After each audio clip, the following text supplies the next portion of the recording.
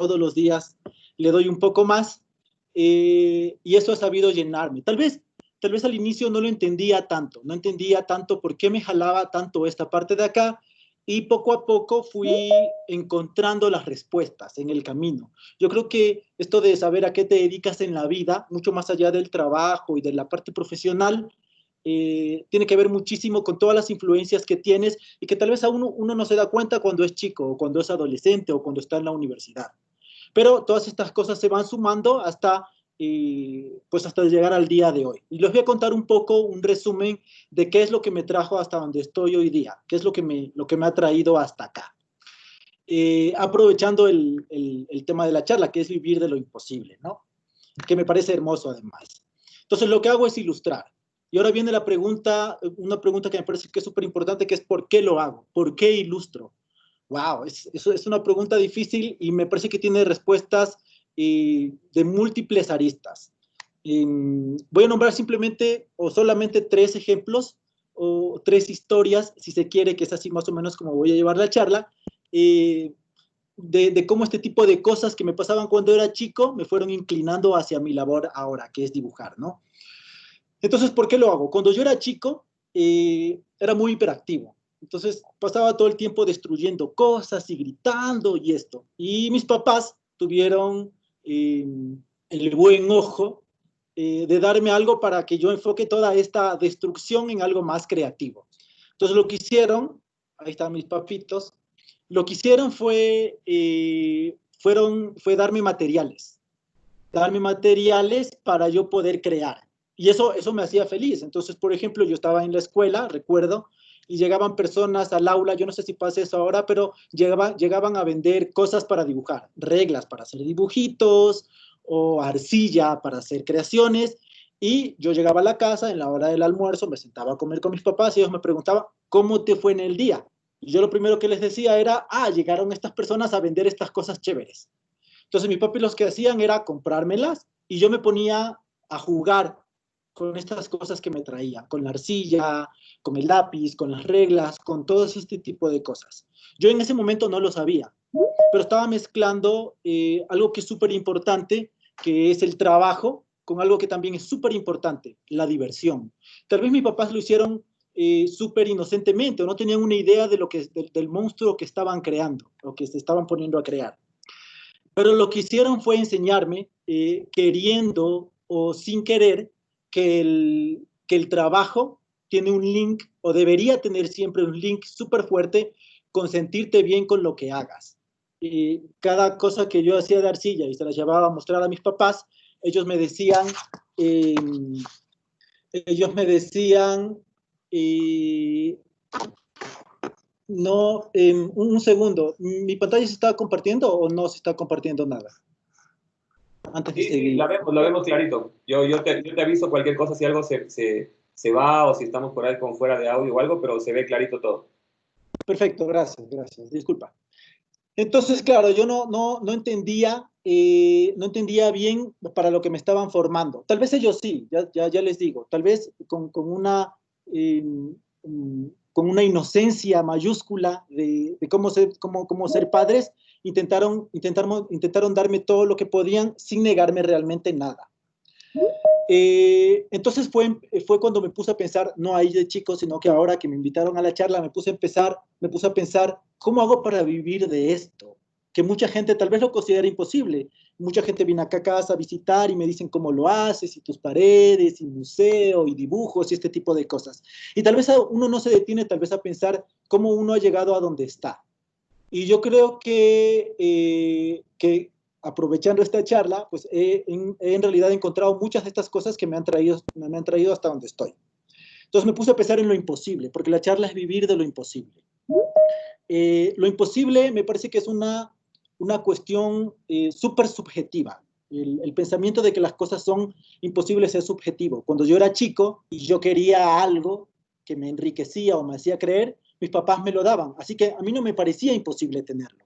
Tal vez otros chicos no tuvieron esa suerte. A muchos lo deben tener más imposible de lo que yo lo tuve, pero yo tuve mucho acceso cuando era chico a mí me gusta pensar, y yo creo que es así, al amor de mis padres. Ellos veían mi interés y trataban de suplir ese interés, más bien de llenar ese interés con cosas que me hicieran bien, me hicieran creer. Así que la manera en que yo lo linké en mi cabeza fue que nada es imposible si es que te hace crecer. Todo es posible si es que está a tu alcance para hacerte crecer como persona. Bueno, este es el primer ejemplo, lo que hicieron mis papás conmigo. ¿Cómo y por qué lo hicieron? Algún día de esto se lo preguntaré en alguna Navidad o cuando nos veamos. Luego de esto yo estaba en esta etapa, estaba en la escuela y de ahí pasé al colegio. En el colegio ahora me gusta hablar mucho, como le decía a Clever al inicio, me gusta el sonido de mi voz, me gusta eh, que la gente escuche lo que yo tengo que decir.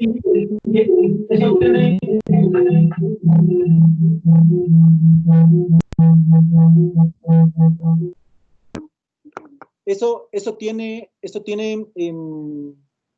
esta parte de entrar al colegio y en realidad de no saber mucho qué decir o a dónde irse, creo que tiene que ver mucho con el medio.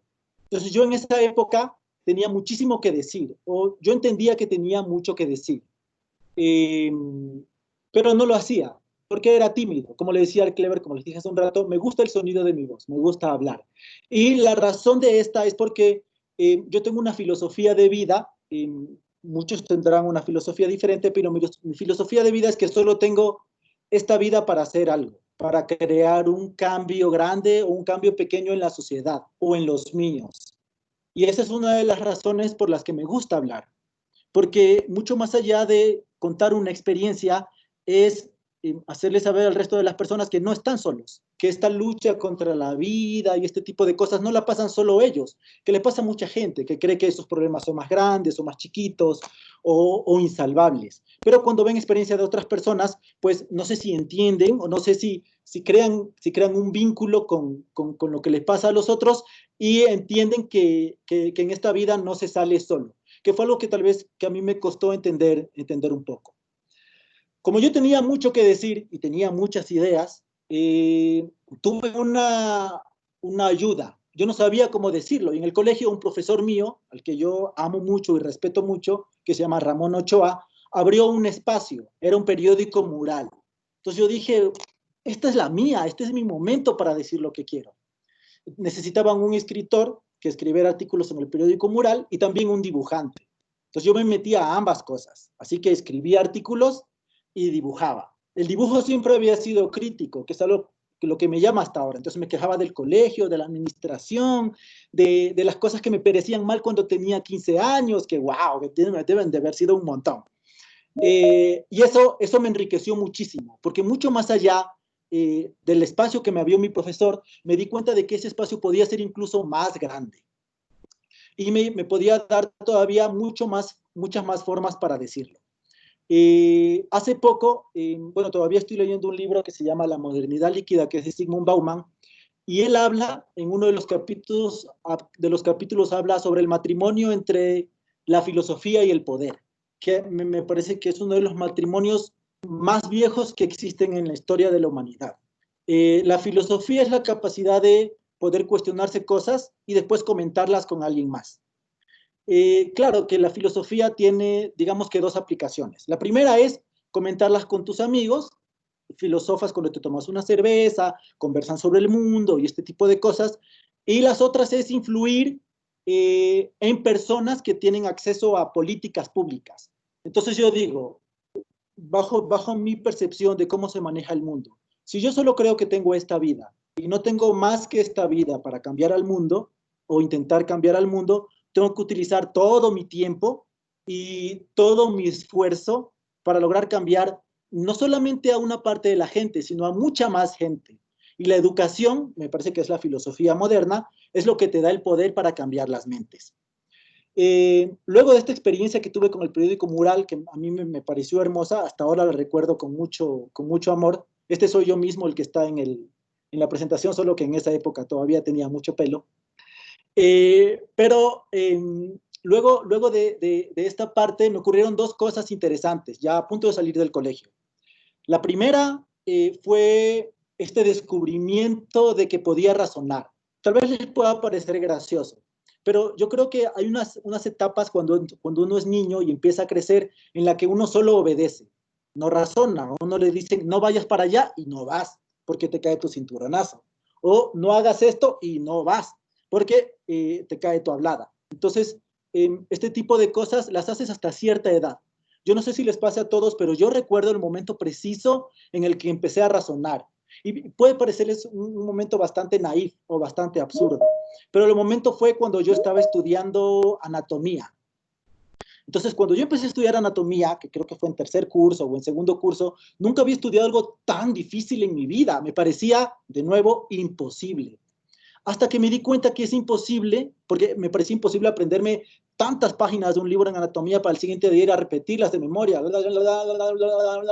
Súper complicado. Entonces, lo que yo hice, yo creo que tenía 13 años o 12 años, fue tratar de entender. Y la clase de anatomía que me hizo intentar entender fue la clase de inserciones, de músculos, cómo se insertaban los músculos en los huesos. Aprenderte eso era una cantidad de información imposible, pero todo tiene una lógica.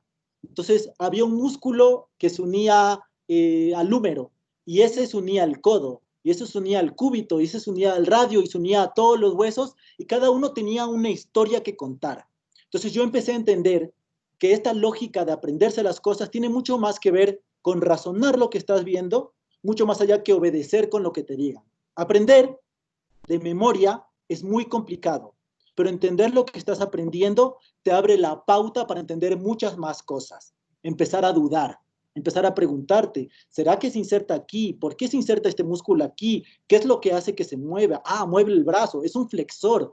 No, es, qué sé yo.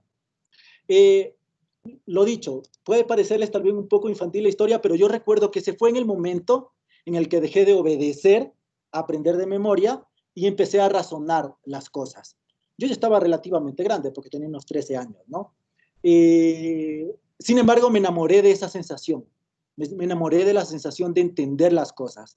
Y de ahí en adelante, claro, fui un estudiante de anatomía espectacular, modestia aparte, pero era porque en realidad había descubierto esa lógica, que intenté descubrirla con otras cosas a medida que fui avanzando y me empecé a empapar de libros y esto. Hasta entonces, hasta esta edad que yo era muy chico, no tenía idea de lo que iba a hacer con mi vida. Cuando saliera del colegio se me antojaba imposible ir a la universidad y tratar de ser alguien. De hecho, tenía muchísimo miedo. Bueno, este es un tema que tocaremos un poquito más adelante. Entonces salí del cole, me fui a la universidad, empecé a estudiar mucho y me di cuenta, yo antes quería ser médico, ¿no? Ya les hablé de los huesos y las inserciones. Pero me di cuenta que entrando en esta carrera, en una carrera, yo quería ser arquitecto y después me cambié a diseño, porque antes mis carreras en la universidad estaban juntas. Y creo que se cogían los 3 primeros semestres juntos y después decidía si quería ser artista, arquitecto o diseñador. Pero entrar allí me hizo entender que todo debería tener, no solamente deberías entenderlo como un proceso, sino que deberías entenderlo, más bien no deberías entenderlo, sí, como un proceso, sino que deberías entenderlo con cómo encontrar resultados de estos procesos que si se pueden llamar de aprendizaje. Eh, Había mucho desorden en mi vida cuando salí del colegio. Entonces, para mí, y es la analogía que les voy a poner ahora, cuando yo salí todo me parecía imposible y era porque todo lo veía súper desordenado, como lo ven aquí. Entonces yo veía mi futuro, quería hacer dinero, quería novia, quería auto, quería casa, quería éxito, quería todo, tal como lo ven acá. Pero lo quería en un desorden tal que se me antojaba imposible. Entonces, es como si yo les dijera, en estas pelotitas les dijera, elijan cuál es la más chiquita o díganme cuál es la más grande. Entonces, claro, puedes coger una regla y con la pantalla ir midiendo y tratar de ver cuál es la más grande y todo esto. Pero yo creo que lo importante está en tener una metodología. Cuando tú tienes una metodología, un orden en el caos, entonces puedes entender mejor lo que te está pasando, lo que te está sucediendo en tu vida. Si te pasan 4.000 cosas desordenadas, busca siempre un orden, porque es al menos lo que me ha funcionado a mí. Tienes un orden, tú ya sabes qué es lo menos importante, digamos, en tu vida y qué es lo más importante. Y así fui abordando mis cosas. Y no contento con esto, con entender que en realidad si le ponía un orden nada era imposible, empecé a ordenar estos puntos de una forma en que me daban algo más. Y entonces nació no solamente mi amor por aprender, sino mi amor por la ilustración. Todos estos puntos que al principio me parecían desordenados y que iban de un lado al otro y que yo no sabía cuál era más grande y más chico y no sabía en qué orden ponerlos, luego entendí que necesitaba un orden y más allá entendí que ese orden necesitaba ser bello. Y entonces empecé a crear dibujos, claro que yo he dibujado toda mi vida, ¿no? Pero entonces empecé a darle un orden a lo que creaba, a entender realmente qué es lo que quería comunicar. Esta parte imposible de entender que uno puede crear algo de la nada tiene que ver mucho con ordenar en realidad cuánto de esa nada, que en realidad son muchas cosas, pasan en tu cabeza para permitirte crear. Claro, todos estos descubrimientos no es que me pusieron feliz, porque la filosofía es un poco triste, porque en realidad uno se cuestiona tantas cosas que uno no tiene mucha seguridad. Entonces yo estaba un poco triste cuando estaba en la universidad, porque tenía mucho miedo. Y tenía miedo porque tenía que trabajar. Tenía miedo porque tenía que trabajar para conseguir dinero. Así que trabajaba en agencias súper chiquitas, que supongo que les pasa a muchos diseñadores o a muchos trabajadores profesionales que salen o piensan que van a salir de la universidad y necesitan trabajar de lo que sea. Esto también tengo que agradecérselo a mis padres, que siempre me inculcaron trabajar duro.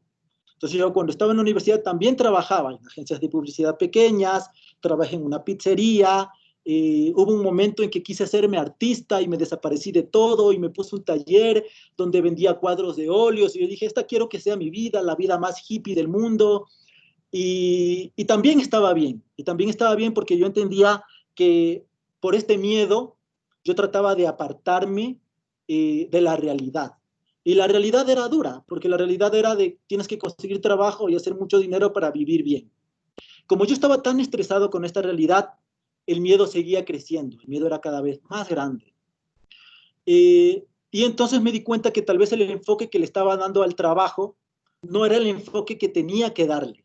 Porque yo tenía en mi mente que quería hacer algo que me divirtiera, que sería dibujar en este caso, que me diera dinero y que además la consecución de esto que me hacía feliz y me daba dinero me iba a hacer más feliz aún. Todo estaba en mi cabeza, porque hasta en ese momento no pasaba nada. Era un estudiante, tal vez por ahí le ayudaba a alguno de mis compañeros con sus dibujitos, no sé. Estaba todavía perdido en el mundo, que supongo que es lo que le pasa a muchos chicos ahora que están en la universidad y no tienen ni idea qué hacer con sus vidas, incluso en su vida profesional. Pero entonces me empecé a dejar de enfocar en el dinero, eh, porque me di cuenta que yo tenía miedo porque solo estaba pensando en hacer dinero cuando tenía que pensar en hacer mucho dinero. No, en realidad no. Tenía que empezar a pensar en no conformarme. El dinero con el tiempo lo consigues o no. A veces te cuesta mucho, a veces te cuesta poco. A mí me ha costado de ambas formas a hacer el dinero. Pero yo creo que lo más difícil es hacerse a uno mismo feliz. Ser uno feliz es lo más difícil. Y yo no creo que pasa por la parte económica, sino, sino por llenar el alma y no el bolsillo. Eh, Pude haber seguido trabajando en agencias de diseño, que ya no lo hago, pero yo creo que eso hubiese sido conformarse. Y me parece que una analogía que funciona bastante bien aquí es la de la comida. Cuando uno tiene hambre, uno está triste. Y cuando uno come, uno es feliz. Hay varias formas de comer. Uno puede comer rapidito todos los días, que es lo que está aquí. Pero a la final no te va a hacer feliz. Solo te conformas con comer algo. Pero a este rapidito le puedes echar más cosas. Un tomatito, sal, cebolla, échale tu perejil y ve, delicioso. Entonces yo como aún más feliz. Esta parte de acá, que son los añadidos al rapidito, es el plus. El rapidito es lo que uno estudia, o bajo mi forma de ver. Yo estudié diseño, pero me dedico mucho al diseño naturalmente, pero tuve que añadirle un plus, porque si no lo hubiera añadido el plus, ahora no fuera feliz. Y el plus fue, no la comida en este caso, sino la ilustración. Yo entendí que al lado del diseño siempre tiene que haber un plus. No tiene que ser la ilustración en todos. Puedes ser fotógrafo, puedes hacer trabajos en 3D, puedes ser hábil con las manos. Eh, Hay muchos plus que te enriquecen como persona. Puedes ser bueno para escribir y eso no solo te enriquece en tu profesión, Porque yo creo que hay que ser muy abierto. Uno puede ser un abogado y no por eso decir, no, es que nunca voy a dibujar, o nunca voy a tejer, o nunca voy a hacer algo de arte. Porque este tipo de cosas te liberan para crecer. Este tipo de cosas que te apartan de lo profesional, te liberan para crecer profesionalmente. Es extraño el oxímoron, pero es exactamente así como funciona, o al menos como ha funcionado para mí. Eh, luego de este análisis, se podría decir que hice con mi vida poco a poco. Ahora lo hago, ¿no? Porque en ese momento tal vez improvisaba. Tenía buenas bases para improvisar, porque mis padres siempre me habían dado la oportunidad de elegir a mí mismo. Entonces, esta influencia súper grande siempre estuvo en mí. Ser feliz dejó de ser una opción y empezó a tratar de conformarse en mi medio de vida. Digamos que hasta ahí está la parte relativamente personal, de qué es lo que me ha llevado a entender que lo imposible solo es una percepción relativa, y que esta relatividad tiene que ver con tu entorno, con cómo uno se forma cuando uno está chico, cuando uno es adolescente, y cómo estas cosas lo encaminan a uno a querer ser mejor o a simplemente abandonar, a conformarse. Igual, este aprendizaje yo no creo que se lo tenga solo cuando uno es chico. Este aprendizaje es de toda la vida. Toda la vida siempre llega algo nuevo, una nueva persona, una nueva charla, un nuevo amigo, y todo el mundo tiene algo que enseñarte, bajo mi percepción, ¿no? Luego de entender que lo que buscaba no era el dinero, sino ser feliz, tuve que entender que las cosas eh, son fáciles de conseguir, digamos, bueno, que no son tan fáciles de conseguir, pero que son un poco más difíciles de conseguir, más fáciles de conseguir cuando no estás solo. Mi hermano, que siempre ha sido un gran apoyo y es una persona a la que yo admiro mucho, me ha dado muchas cosas desde que yo empecé en la profesión. Y no tiene nada que ver con lo material, sino en la forma de abordar la vida, la forma de enfrentarse a la vida. Hace poco él me platicaba, bueno, hace muchísimo tiempo realmente, poco en mi vida, él me hablaba sobre algo que había leído en algún lado, no recuerdo en dónde, que hablaba sobre la gente extraordinaria. Entonces él me decía que si yo quería ser feliz y quería conseguir algo tenía que ser extraordinario. Y a mí eso me parecía una locura, porque yo tenía asociado el término con lo imposible, justamente. Entonces el Bogar Chancay, que es mi hermano, me dijo que no, que en realidad lo extraordinario era algo relativamente fácil de conseguir. Que la mayoría de la gente lo que hace cuando les mandas algo o cuando tienen que hacer algo es hacer lo ordinario. Si mandas a hacer un deber, entonces cumplen el deber. Si mandas a hacer un trabajo, entonces cumplen el trabajo. De esos hay muchos, el mundo está lleno de personas ordinarias. Pero hay otros que cuando les mandas a hacer un trabajo o tienen que hacer una labor para ellos mismos, no solo hacen lo ordinario, sino que hacen algo extra. O sea, si tienen que hacer una página de ensayo, no hacen una, sino 5 o 10, porque tienen mucho que decir. Y eso está muy bien, porque eso te hace diferente que las otras personas. Tal vez cuando lo hagas una vez, no pasa nada, porque nadie lo nota. Pero si esto se alinea con que lo que estás haciendo amas, por ejemplo, en mi caso es dibujar, entonces yo amo dibujar, podría ser lo ordinario, pero como lo amo tanto, puta, le meto todos los días dibujo, todos los días intento aprender, y esta parte extra que yo le doy a mis labores es la que yo creo que me ha hecho o con la que he logrado vivir de lo imposible. Porque tal vez mucha gente asocia esta palabra, las palabras son hermosas, ¿no? Porque destruyen y construyen. Y esta palabra de lo imposible es una palabra como una pared que uno tiene que escalar. Y yo creo que es difícil escalar hasta que descubres que estaba la puerta en la pared. Y la puerta justo es esto, justo es la parte de dar esa parte extra que te hace resaltar entre los demás. Lo dicho, al principio tal vez nadie lo note, pero si lo haces la siguiente vez, y lo haces 10 veces, y cada vez das un poco más, 30, 40, 50 o 100 veces, la gente lo va a empezar a notar. Es imposible que no pase. Entonces yo me encontré con mi hermano, que me parece que me enseñó una lección súper importante. Y con él, claro, con esta parte extraordinaria, aprendí mucho lo que es la ética del trabajo. Porque cuando tú cumples un trabajo que te mandan de una agencia o hacer una ilustración y lo cumples a medias, eso se nota y jamás te vuelven a llamar. Pero si lo haces bien, dando mucho más de lo que te piden, entonces seguro que te vuelven a llamar, seguro que vuelven a hacer un trabajo contigo.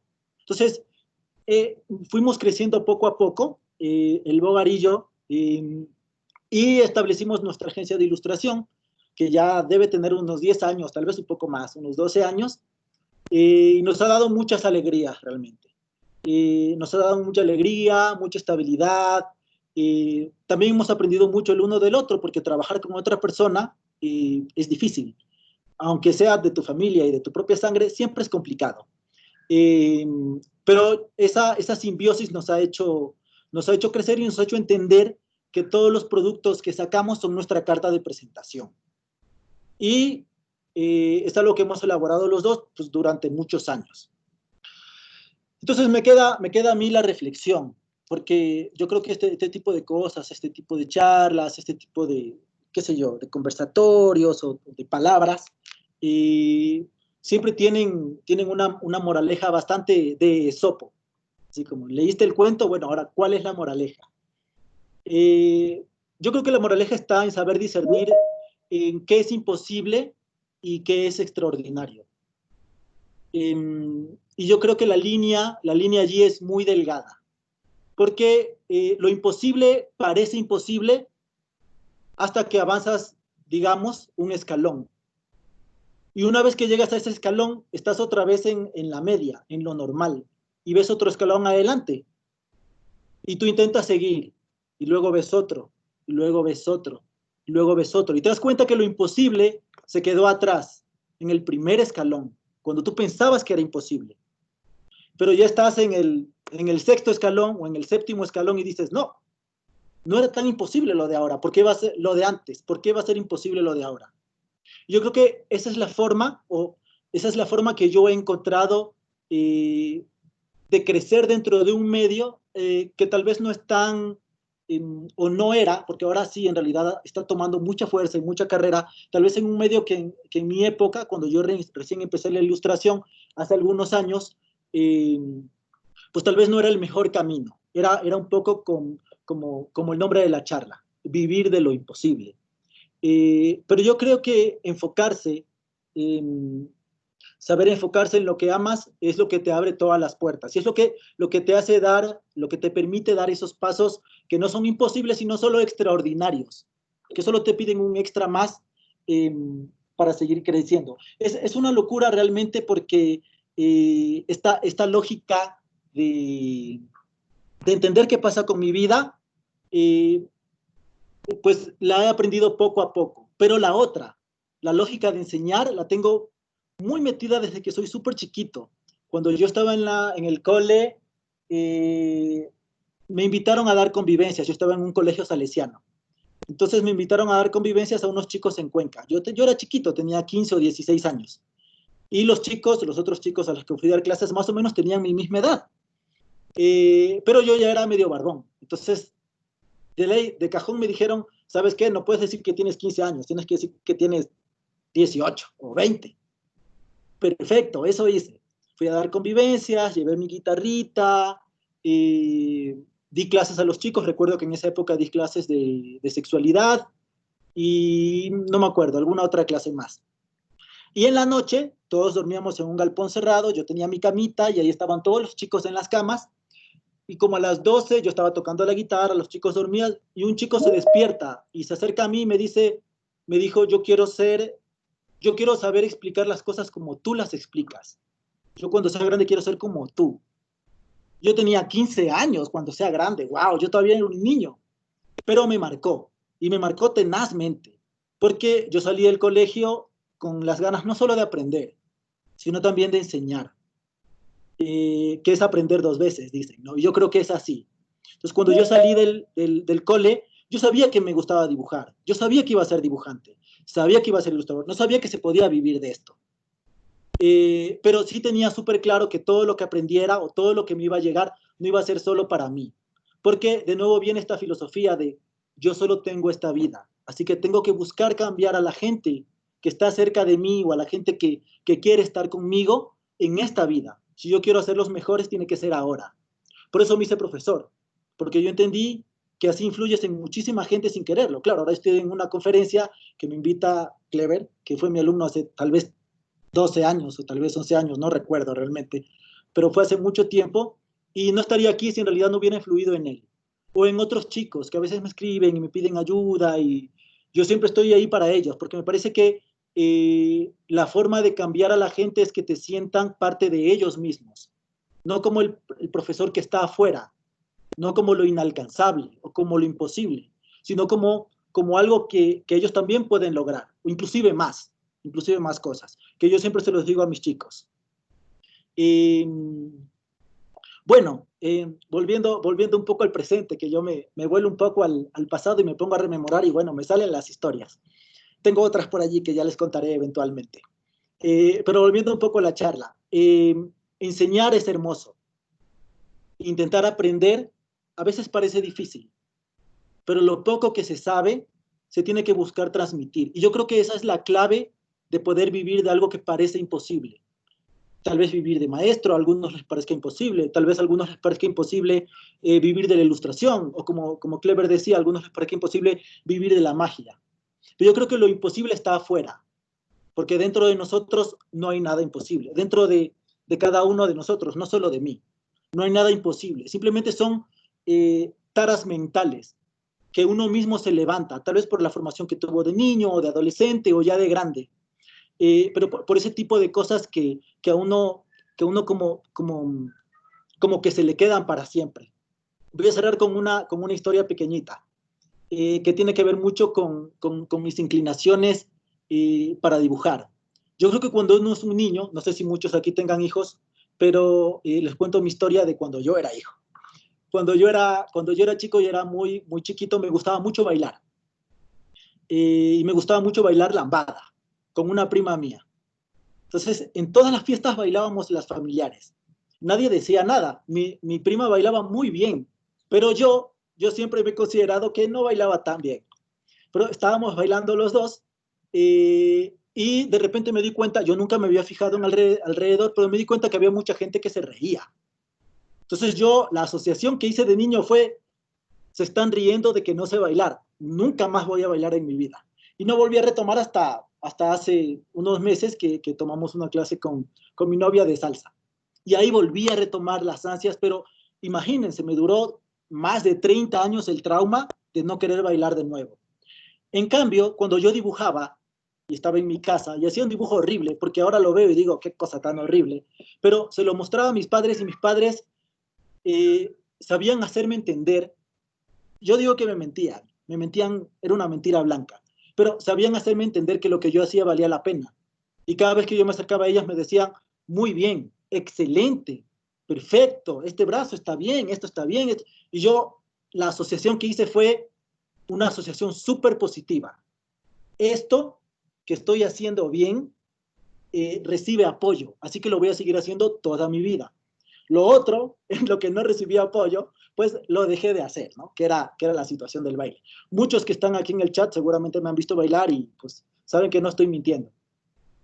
Pero bueno, yo creo dentro de lo que nos atañe, dentro de lo imposible y lo posible o lo extraordinario, no está lo que nos sucede hoy, porque lo de hoy solamente es un momento, pero toda la construcción que tenemos atrás o toda la construcción que tenemos hacia adelante, eso es lo que nos fija la barrera de lo que podría ser imposible o no podría ser imposible.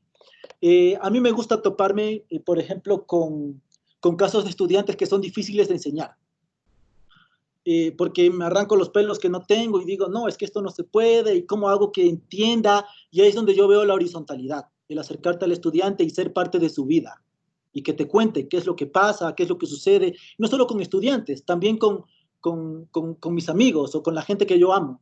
Muchos necesitan ser escuchados o quieren ser escuchados, y a mí me gusta escuchar, claro, también me gusta hablar, ¿no? Pero también me gusta mucho escuchar, y me gusta escuchar precisamente porque me gusta pensar que yo descubro en ellos algo que me ayuda a mí para hacerlos a ellos mejores. En el caso de mis estudiantes, trato de entender cómo funcionan sus vidas para saber cuál es la mejor manera que la enseñanza les llegue a ellos. Y cuando estoy con mis amigos, gente más grande o de mi edad, hago todo lo contrario. Paro la oreja y trato, en cambio, de que sus experiencias me llenen a mí. De yo no preguntarles, sino de que ellos mismos me cuenten y yo entender de qué es lo que sucede. Eh, bueno, creo que más o menos eso sería todo. Ya he hablado 45 minutos, creo que ha sido bastante, más de lo que planeé con mi exposición. Eh, pero antes de cerrar, sí me gustaría decirles, tal vez a muchos estudiantes que están conectados, y también a mucha gente grande como mis tíos y mis tías que los veo por allí también, y también muchos compañeros míos, eh, solo dejarles el pensamiento claro de que lo imposible es solo una palabra, es un término que utilizamos para otras cosas, y tal vez lo utilizamos demasiado libremente. Y lo utilizamos demasiado libremente porque todas nuestras vidas son imposiciones. Y toda nuestra vida es obedecer. No hagas esto porque vas preso. No hagas esto porque por esto. No hagas esto por lo de acá. En vez de intentar razonar el por qué no debería hacerlo o por qué no podría conseguirlo. Eh, Entender lo que sucede a nuestro alrededor y tratar de ponerlo en un proyecto o tratar de ponerlo en una persona, incluso es lo que nos hace superar justo esta barrera de lo imposible. Lo imposible solo está eh, a un paso y ese paso es el entendimiento, el entender por qué nos resulta imposible. Eso es. Buenísimo, buenísimo. Nada, yo solamente quiero ir como recalcando un par de cositas que escuché y que me tocaron vivir con este loco cuando fue mi profesor, y es esta capacidad que él tenía de involucrarse, ¿no? De decirte como, oye, ¿qué tal si hacemos esto? ¿Qué te parece por acá? Yo le decía, loco, yo nunca voy a vivir de dibujar anatomía. Yo no tengo por qué puta de aprender a dibujar las 8 o 7 cabezas de la figura humana. Dice, yo voy a hacer monstruos, yo quiero dibujar monstruos, a mí no me enseñen eso. Y él me decía, a ver, pero entonces hagámoslo a tu estilo. A ver, entonces busquemos la forma. Me decía, pero si tú no aprendes lo básico, no tienes una base para empezar a hacer lo que vos quieras. Y yo no entendía, no entendía. Yo solo decía, no, a mí no me sirve esa pendejada, es como solo me quiere, no sé, como se me carga, se me carga, se me carga. Ojo que nunca fui como de los que sufrió en clase, ¿no? Nunca fui como de los que, pero sí levantaba mucho la mano y le decía, oye, como, esto no puedo, esto no quiero, esto no me gusta, esto yo no pienso hacer, no pienso vivir de la figura humana con las 7, 8 cabezas, yo quiero hacer esto con mi vida, y es cierto lo que dice el Gabo. Yo recuerdo una conversación que la tengo súper presente, de una discusión que tuvimos entre compañeros cuando yo le decía, bueno, todo bien, a ustedes les mandaron a hacer eso, ustedes hicieron perfecto la anatomía, yo quiero hacer este personaje y se lo voy a presentar así. Me decían, no, pero es que después si tú presentas eso, luego van a decir que todos hagamos lo mismo. Y yo recuerdo que la reflexión que hizo el Gabo en la clase fue como, cada uno tiene su visión, yo me quedo con esta visión que es un poco la más extraña de todas las que he visto. Y yo me sentí increíble porque dije, este loco que es un crack, me está diciendo que tengo otra visión, nada más, ¿no? No me sentí ni superior ni inferior, nada que ver con eso. Pero sí entendí un poco, y ahora que lo mencionó, el tema de lo extraordinario, es eso. Yo creo que eso te lleva a lugares inesperados, a personas increíbles, a proyectos que dices, hijo de puta, no me imaginé diseñar esto o graficar esto o dibujar esto para esta persona, o que alguien del otro lado del mundo me escriba y me diga, ¿sabes qué? Me encanta lo que haces. Yo creo que eso es algo que yo siempre rescato de las personas que han pasado por este espacio, el de jugar siempre, ¿no? El de involucrarse un poquito más con el talento que uno descubre que tiene. Yo cuando hablo con las personas les digo algo como, bueno, tú de pronto no sabes dibujar, pero ¿cuánto intentaste dibujar? O sea, en tu cabeza no sabes dibujar, pero yo tampoco sé dibujar. O sea, si me pones a hacer una figura humana, no sé. Pero yo me quedé con lo que supe, y a lo que supe le metí todo el cariño todos los días, y con eso yo descubrí que tengo algo extra, ¿no? Es algo que yo les digo al equipo con el que trabajo, cada uno tiene un talento que lo hace único. O sea, eso puede sonar muy a profesor o muy a clase de motivación cuando estás en la U, pero a mí me sirvió eso, a mí me sirvió estar en un lugar con gente que me dijo, bueno, vos tienes eso que te hace único, dale, con eso, dale, todos los días a darle, a meterle, a descubrirte, a no cansarte de aprender. Hace poquito, ahora que lo menciona de retomado, estoy aprendiendo algo que pensaba que era súper imposible en mi cabeza, y se lo comentaba a Gabriel el día que estaba practicando. Decía, no tienes la idea que acabo de romper en mi cabeza. Yo pensé que era inútil para hacer un estilo que estoy empezando a practicar. Es más, hice un regalo basado en ese estilo porque yo pensé que no lo sabía hacer. Y después cuando empecé a dibujar dije, qué cojudo, gasté plata pudiendo hacer yo mismo. Entonces, creo que eso es un poquito la enseñanza que yo me llevo como del Gabo, y un poquito escuchando lo que dice, y también con todas las personas que están acá conectadas. Yo creo que todos tenemos el imposible muy, muy en la punta de la lengua. Y esto es algo que lo aprendimos, y que creo que lo que se aprende también se puede desaprender. Eso es súper importante. Yo me he encontrado en el camino con profesores como el Gabo, y me he encontrado con profesores también que me han dicho que yo no podía hacer esto, o que no iba a vivir de esto, o que no era bueno para esto, o que se sentían en un estado superior solamente porque yo no hacía lo que ellos decían o lo que ellos querían. Y con esos profesores son los que mejor me iba, porque mientras más me decían que no lo iba a hacer, yo lo hacía por mi lado, y lo hacía como calladito, hasta cuando un día escuchaban o veían, o de pronto me tenían aquí al frente y decían, este cojudo que yo pensé que no podía hacer esto, me está hablando hoy frente a una cámara. Entonces, nada, eso es un poquito como para sumar a lo que dice el Gabo, y este es un agradecimiento muy, muy mío de cara al equipo, obviamente, y de cara a las personas que están acá. Creo que las personas que han pasado en este espacio, a todos les he dicho, no tuve el momento físico para decirles lo importante que han sido en mi carrera, no solo como profesionales, sino también como personas. Vos me motivaste a escribir cuando me pasaste el texto para hacer el cómic en la clase. Desde ahí no he dejado de escribir, ahora vivo de escribir. Entonces, nada, es un agradecimiento a eso, y también un espacio para escuchar y aprender. Entonces, creo que eso es un poquito de mi lado, y también te agradezco muchísimo haberte sumado a este espacio. Sé que hay gente conectada, que son muchos invitados. Este espacio era un espacio mucho más cerrado. Por sugerencia del Gabo lo abrimos, y creo que la experiencia es súper, súper linda también. Tenemos 10 minutos más o menos para preguntas o para que alguien hable. Entonces, si es que quieren, básicamente en la herramienta tienen una manito, pueden darle clic a ese manito si quieren hablar, y yo les doy paso. Bueno, ahí tenemos la primera manita, entonces ahí le estoy dando paso.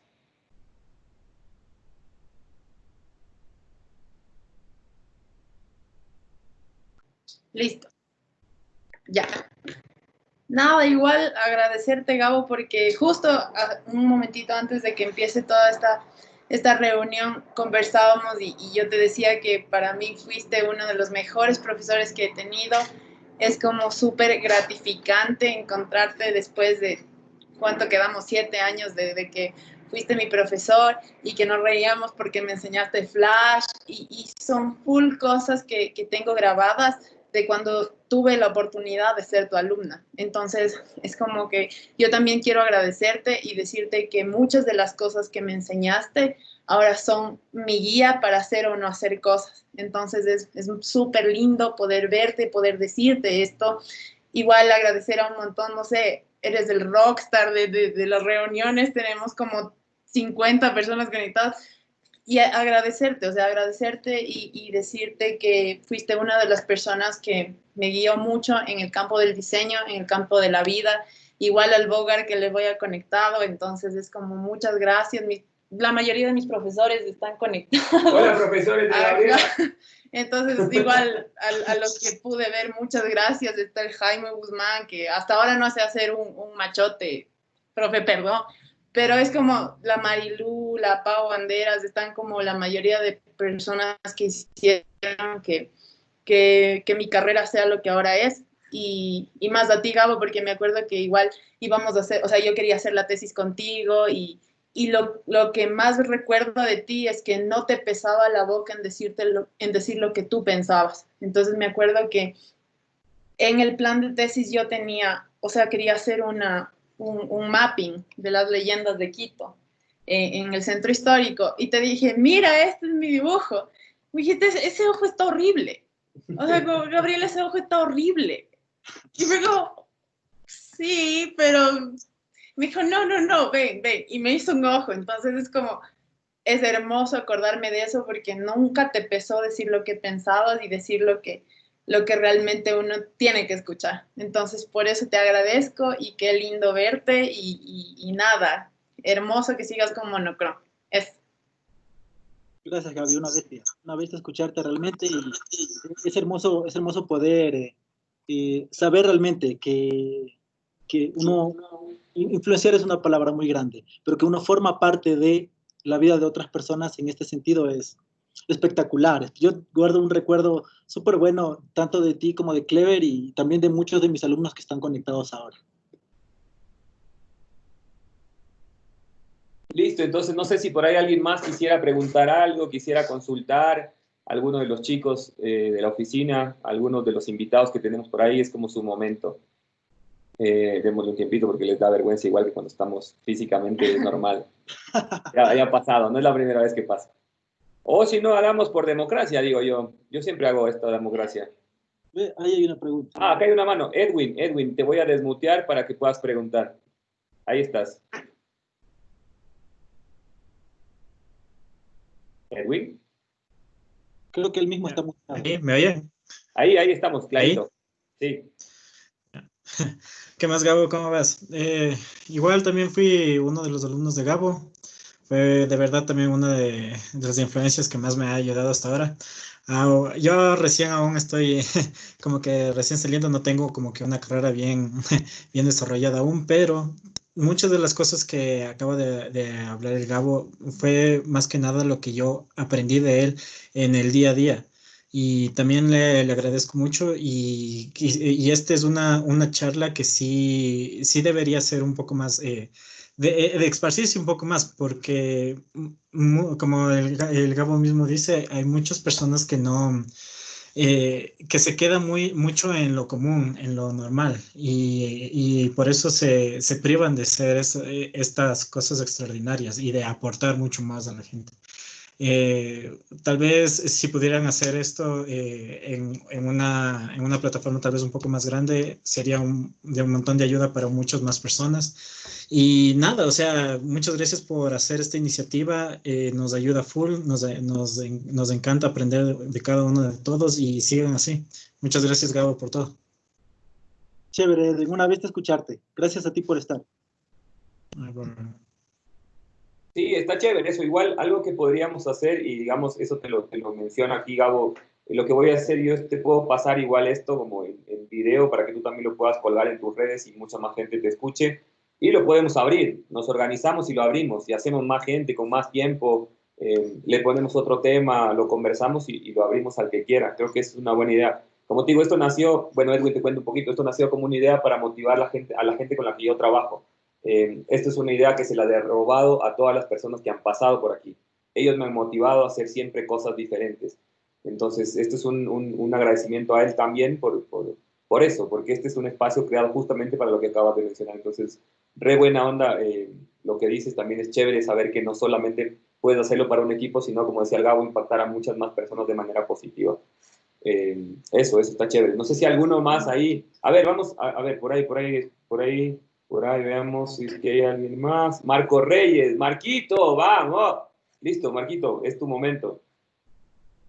Buenas, ahí, ¿me escuchan? Clarísimo. Ya, buenas chicos, hola Gabo. Bueno, de mi parte yo sí agradecerles las palabras, todo hermoso, todo súper chévere, pero quería contarte un poquito que me hace súper feliz conocer a las personas que han venido forjando lo que yo estoy aprendiendo.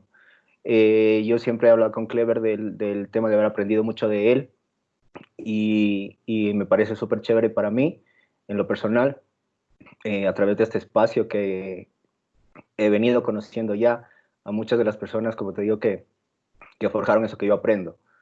Entonces, está chévere, está súper chévere conocer, como te digo, a la persona que enseñó antes y me parece bonito lo que nos estás contando. Además que tú me sacaste de una duda que yo siempre he tenido del cómo poder llegar a la gente a la que uno quiere enseñar. Entonces, me deja mucho esta charla de hoy y espero poder seguirla aprovechando las que vienen a futuro. Gracias, Clever, gracias, Gabo, gracias, chicos. Eso de mi parte. Chévere, Marco, una bestia, una bestia. Gracias. Todos estamos aquí para aprender y para enseñar. Yo creo que es la única forma de caminar en este mundo que está un poco roto, digo yo. Pero la única forma es esa, aprender y enseñar todo el tiempo. Buenísimo. Sí, igual con Marquito, Marquito, bueno, es una persona súper importante en mi vida. Voy a contar súper rápido la historia de Marquito y por qué para mí es una persona digna de destacar su labor. cuando yo entré a trabajar en la agencia, que entré a trabajar con Marquito hace muchos años, Marquito, él lo sabe, era una persona, teníamos un director que no le gustaba trabajar con Marquito. Y cuando alguien me dice que no a algo, no importa si es una persona, si es un trabajo, si es una idea, yo dije, no, yo voy a trabajar con Marquito. O sea, a mí me sirve y mucho, porque Marquito tiene esto y esto. Entonces yo me opuse un poco al no que me compartieron por parte de él. Y él sabe, yo le he dicho, día a día uno aprende, uno crece. Yo aprendo un montón de él. Cuando hay cosas que yo no sé hacer, yo identifico esos talentos y le digo, esto tienes que hacer vos porque eres un crack. Y hace poquito conversábamos y él me decía, yo quiero enseñar, solamente tengo ese miedo de hablar. Y escucharte hoy es el primer paso para empezar a enseñar, huevón. Y estoy súper feliz y súper orgulloso de que hayas levantado la mano, de que hayas hablado, ya estás listo. Me acabas de dar el primer paso, amigo. Nada, felicitaciones y gracias por tus palabras, huevón. Me encanta un montón escucharte. Eso como para los que no conocen a Marquito. Y nada, entonces, qué lindo cerrar con esto como última intervención del espacio. Me voy súper contento, creo que es uno de los conversatorios más lindos que hemos tenido hasta el día de hoy. Qué bueno saber que la persona con la que comparto mi vida ahora también te tuvo a vos como profe y creo que eso también es lindo de agradecerte por todo lo que hiciste en cada uno de nosotros. Y nada, este es un espacio para lo que acabamos de conversar. Muchísimas gracias nuevamente, Gabo, por ser parte de este momento y de compartir un poquito como compartiste en las aulas de clases conmigo también. Este es un espacio para agradecerte y para reconocer tu trabajo como profesional y como persona en mí. Qué chévere, Clever. Una bestia, tal como dio la idea a Edwin, sí sería buena idea planear tal vez otras intervenciones, otros talleres, tal vez con otros temas, este tipo de cosas. En el futuro, pues me apunto de una. Y solo pedirte lo que ya nos ofreciste, lo del video, que hay mucha gente por el celular que me está escribiendo para ver si se grababa la charla, entonces para subirla a las redes. Sí, cuenta con eso. A nosotros nos llegan unos 5 o 10 minutos que procesa la plataforma y te lo paso, pero al toque. De una, bacán, Clever, una bestia. Y gracias a todos por estar aquí, por escucharme hablar. Y yo creo que la mayoría de los que están aquí saben que me gusta mucho.